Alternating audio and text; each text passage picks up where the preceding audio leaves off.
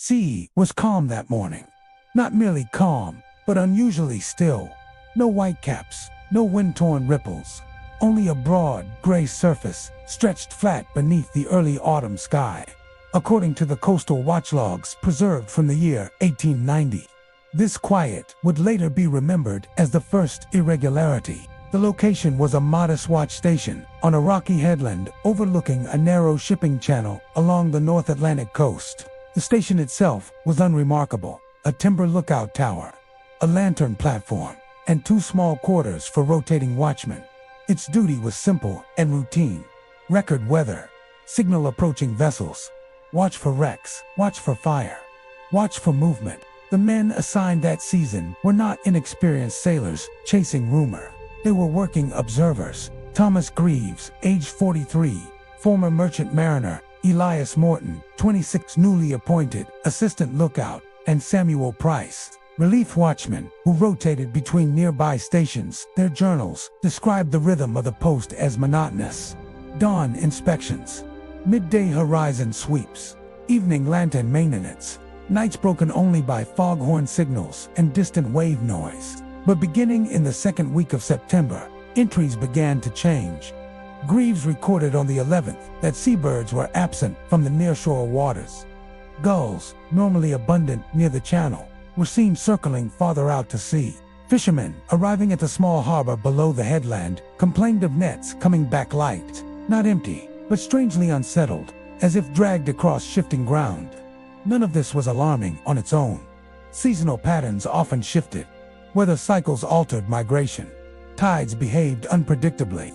Yet on the evening of September 14th, Morton noted something more difficult to categorize. He wrote of the water holding its breath. The phrase appears exactly as written in the surviving station ledger. At sunset, the sea directly below the lookout flattened to a degree that drew their attention, while the outer waters still rolled with low Atlantic swell. The channel beneath the cliff lay unnaturally smooth. No surface drift, no visible current. Even floating debris appeared suspended, moving slower than expected with the tide. Greaves reportedly dismissed the observation as an optical effect caused by the low sun angle. Still, he ordered additional horizon scans. That night passed without incident. But sleep, according to Price's later recollection, was restless. He would claim years afterward that the usual rhythm of surf against stone seemed muted, as though the water itself were absorbing sound.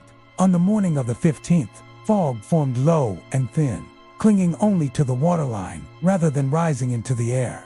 The tower stood above it like an island above mist. From this height, the men observed irregular dark patches beneath the surface, not shadows of clouds, but broad shapes that shifted slowly with the current, then faded again. Rational explanations were offered: kelp beds, temperature layers, sediment carried by offshore tides. The log shows no alarm was raised, no warnings sent, no mention made to harbor authorities. Yet a subtle change in behavior followed. Morton began extending his watch periods beyond the assigned schedule. Greaves doubled lantern maintenance checks. Price started marking tide variations by hand rather than relying on posted charts. None of them wrote that they expected danger, only that something in the water no longer behaved as it should. By the afternoon of September 16th, the sea once again lay flat beneath the headland, and this time, the stillness did not pass. The first clear disturbance was not violent. It did not arrive with sound or spray. It was noticed because of what failed to happen. At approximately 7:40 in the morning on September 17, 1890, the outgoing tide should have produced a visible draw through the narrow channel below the watch station. This movement was dependable enough that Greaves often timed his horizon scans by it. That morning, the water did not recede as expected. Morton recorded that the tide markers fixed to the rock face showed only minimal change. The surface remained unnaturally level, even as the harbor clocks confirmed the shift in cycle. Small anchored boats in the distance sat motionless, their lines slack, drifting neither forward nor back. Greaves initially suspected an error in the tide chart. He sent Price down to the lower observation point near the cliff base. From there, Price reported a peculiar sensation. The water appeared thick, resisting movement. When he tossed a small stone from the rocks, it did not skip or sink cleanly. Instead, it created a dull, muffled disturbance, followed by a spreading ring that faded more quickly than normal. This was written plainly in the station notes. No dramatic language, no speculation, only observation. Shortly before midday, the men witnessed what later became the central detail, repeated in local accounts. From the upper platform, Morton noticed a gradual change in the color of the channel directly below the tower. What had been gray-green deepened into a darker tone, spreading outward in a slow, circular pattern. It did not resemble an oil slick. There was no sheen, no surface debris. Then, according to the combined reports, the surface of the water began to rise, not in a wave, not as a swell, but as a gentle elevation, as if the sea itself were being pressed upward from beneath. The movement was subtle at first, a broad dome no higher than a small fishing boat, lifting silently from the otherwise calm surface. No breaking water, no foam. The surrounding sea remained flat. Greaves ordered the signal horn readied, believing at first that a submerged vessel or wreckage might be surfacing with trapped air. But no mast appeared.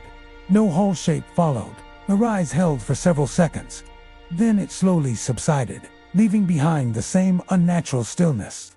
The entire event lasted less than a minute. There was no damage, no impact, no sound beyond the faint shifting of water.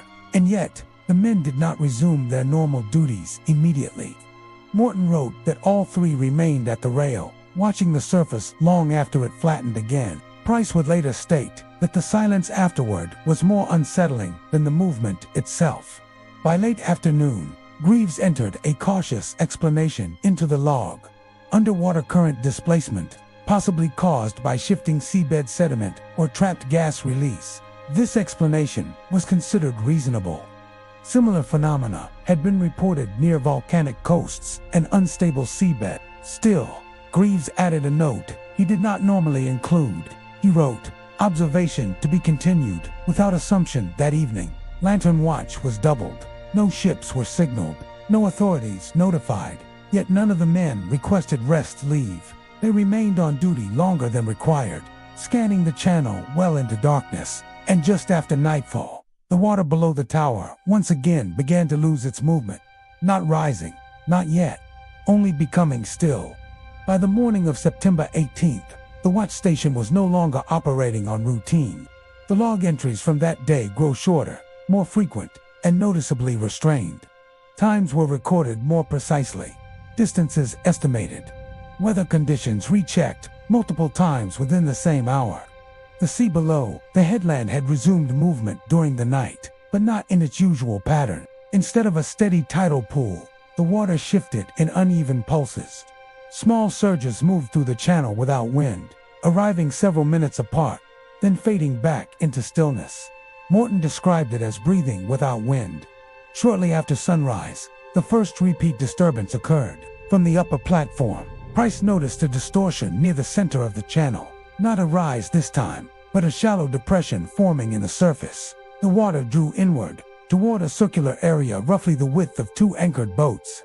It did not spiral like a whirlpool. It simply lowered, as if something beneath were slowly descending. Greaves immediately ordered the signal horn tested again, prepared to warn any approaching vessels. But no ships were present. The depression held for nearly 40 seconds before the surrounding water quietly refilled the space. No foam followed. No surface debris collected. The sea returned to its flat, muted state.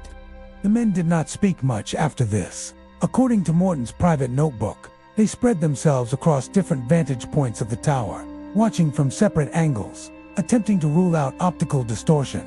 Each confirmed the same effect. By midday, word of the strange water behavior had reached the harbor below. Two local fishermen rowed closer to the channel than usual, hoping to observe it for themselves. From the tower, the watchman signaled caution, but the men continued anyway, stopping at a distance they believed safe. What followed was brief.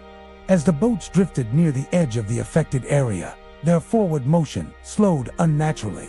Oars dipped into water that seemed resistant, heavy. One fisherman later reported that it felt as though the sea were pulling downward rather than outward. The boats withdrew without incident. No visible force acted upon them. Yet both crews refused to return to the channel again that day.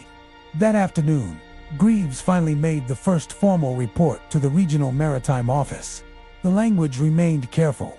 He described abnormal tidal behavior, irregular surface displacement, and repeated stationary water conditions. No mention was made of unknown causes. No speculation recorded. The response, delivered by telegraph later that evening, advised continued observation and suggested underwater geological movement as the likely explanation. Still, the Watchmen did not find comfort in this.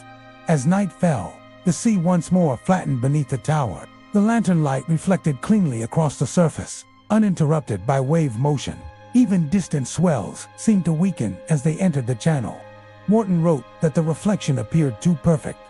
Shortly after midnight, while Price maintained the lantern, Greaves noticed something else. A faint disturbance far below the surface.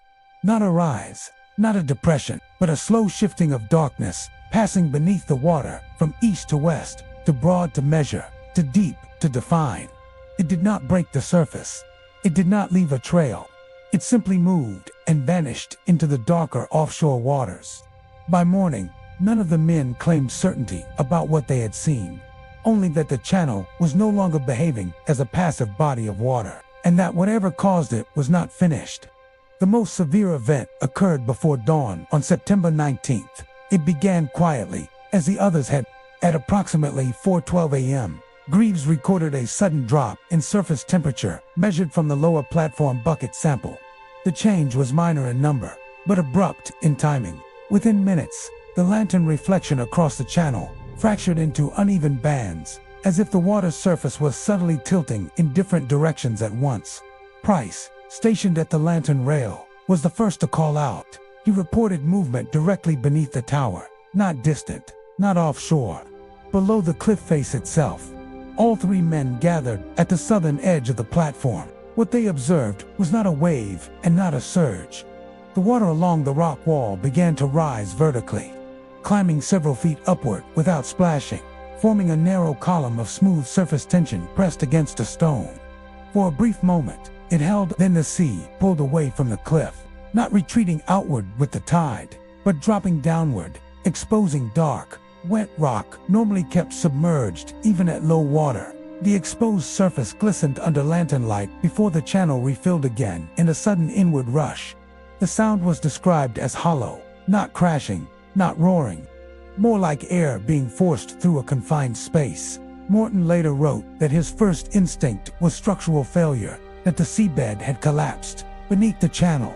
Greaves reached for the emergency signal horn, preparing to alert nearby shipping lanes. But before he could sound it, the water changed again. This time, the disturbance appeared farther out, near the center of the channel. The surface rose sharply, higher than before, forming a broad elevation that extended wider than the earlier dome. Lantern light stretched across it in distorted lines. The water did not break. No crest formed. It simply lifted. All three men stood motionless. No one spoke. According to the log, the elevation remained visible for nearly 90 seconds, the longest sustained anomaly recorded during the entire event sequence. Then, without collapsing, it slowly flattened. The channel fell silent again. What followed was not immediate panic. It was hesitation. Greaves recorded a prolonged pause in station activity. The men remained at the rail, scanning the waterline and horizon repeatedly. Morton wrote that none of them trusted the surface anymore, that even normal wave movement now appeared unnatural. At sunrise, the harbor below began stirring. Smoke rose from chimneys. Fishing boats prepared for departure.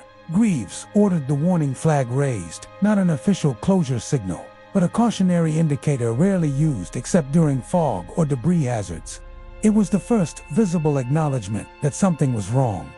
Later that morning, a government coastal inspector was notified by telegraph.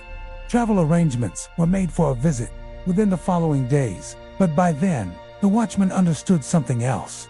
Whatever had occurred during the night had not been a single event.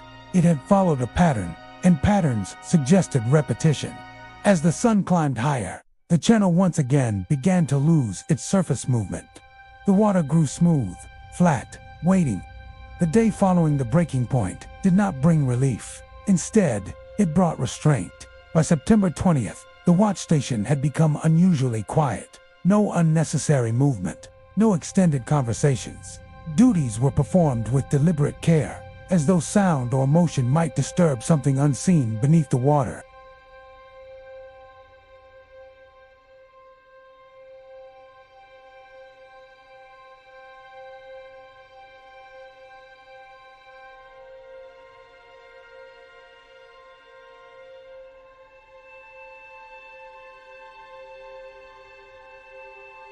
Morton's notebook records persistent unease.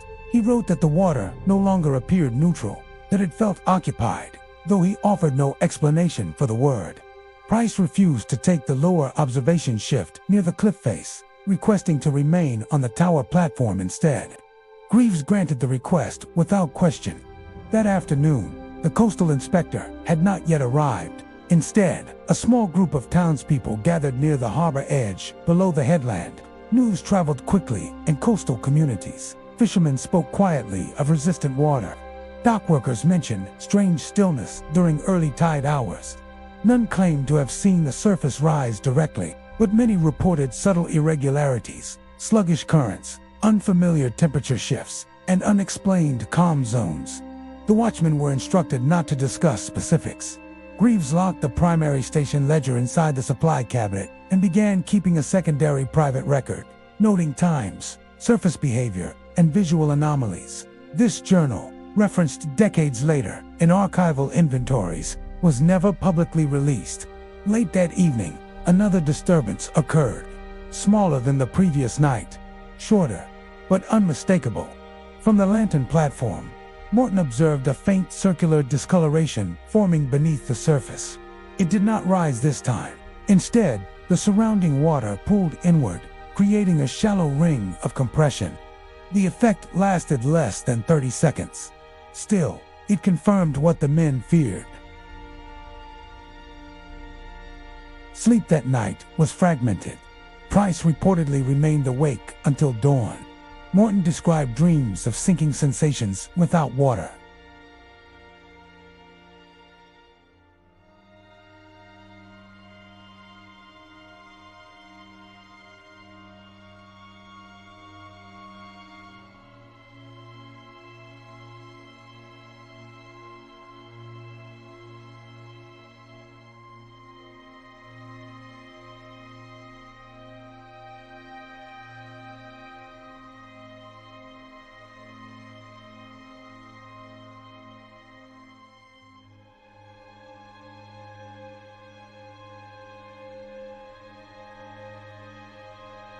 And despite the inspector's presence, the water beneath the tower remained unnaturally calm for most of the afternoon.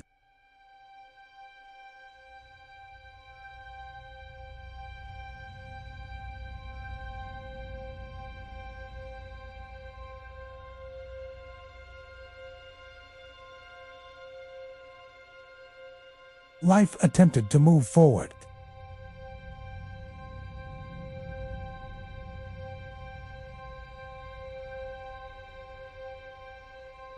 Only memory, and the certainty that it had not revealed its full nature. By the final week of September 1890, the disturbances gradually ceased, not abruptly, not with any clear moment of resolution. The channel simply began to behave normally again. Tides returned to predictable rhythm, surface movement resumed its familiar patterns, lantern reflections broke naturally across small waves. The water no longer flattened without cause. Official reports declared the irregular activity concluded.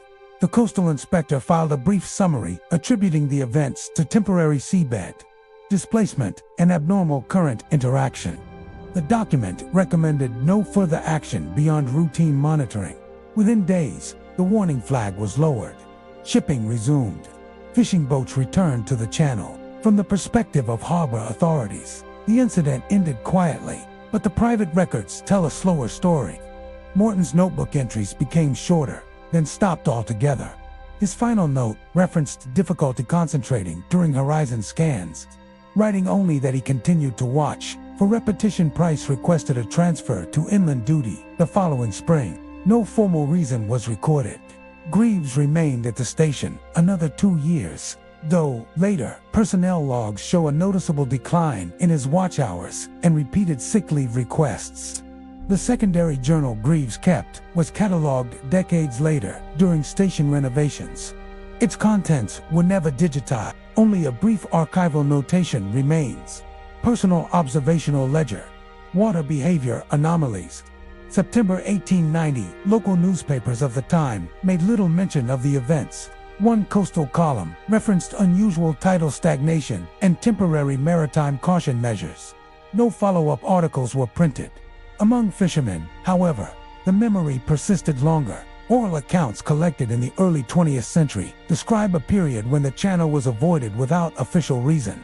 Older sailors reportedly referred to it simply as the Quiet Week, offering no further detail when questioned. No physical evidence was ever recovered. No photographs exist. No measurable damage was recorded, only overlapping observations of still water, unnatural surface movement, and brief vertical displacement without clear cause. Today, the original watch station no longer stands. The headland was modernized in the 1930s, replaced with automated beacons and concrete platforms. The exact position of the lantern rail where the men stood is no longer marked. The sea below remains active, busy with shipping and coastal traffic. And yet, in archived tide charts from that region, a subtle irregularity remains visible, a narrow span of days where recorded movement does not match surrounding seasonal patterns. No explanation accompanies the discrepancy. No correction was issued. It simply exists as a quiet deviation in otherwise orderly data. What the Watchmen witnessed in September of 1890 was never named, it was never classified, and it was never fully understood, only recorded, then allowed to fade into routine history. Like the surface of the water itself, smooth once more, hiding whatever passed beneath it.